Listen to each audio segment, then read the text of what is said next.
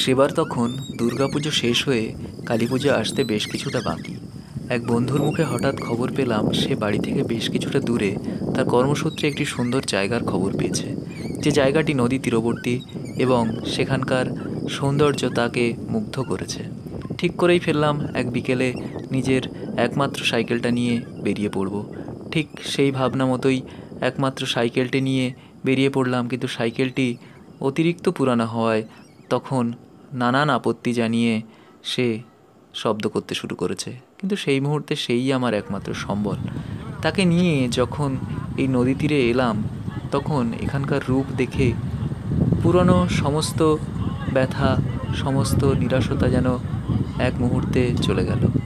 এখানে বসলাম দুদণ্ড, উপভোগ করলাম এই নদী, এই নদী তীর, এই পরিবেশ।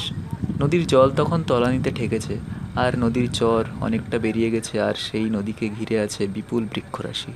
ঠিক হঠাৎ এই মুহূর্তে সামনে একটি বোটের দেখা মিলল, যে বোটটি ছিল ট্যুরিস্ট বোট।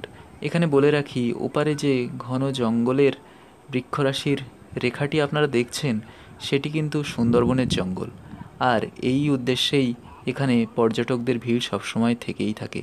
আর যে ঘাটটিতে আমি বসে আছি সে ঘাটটি একটি লজের ঘাট, অর্থাৎ এখানে ট্যুরিস্টরা এসেছে এই লজটিতে রাত্রিকালীন তাদের থাকার উদ্দেশ্যে।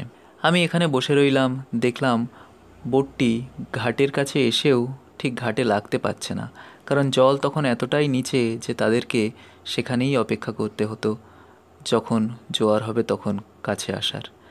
এখানে এরপরে আরও কয়েকবার এসেছিলাম। একবার এসে এক দৃশ্য দেখেছিলাম, সেই দৃশ্যের বর্ণনা না হয় আপনাদের সাথে পরের ভিডিওতে করব।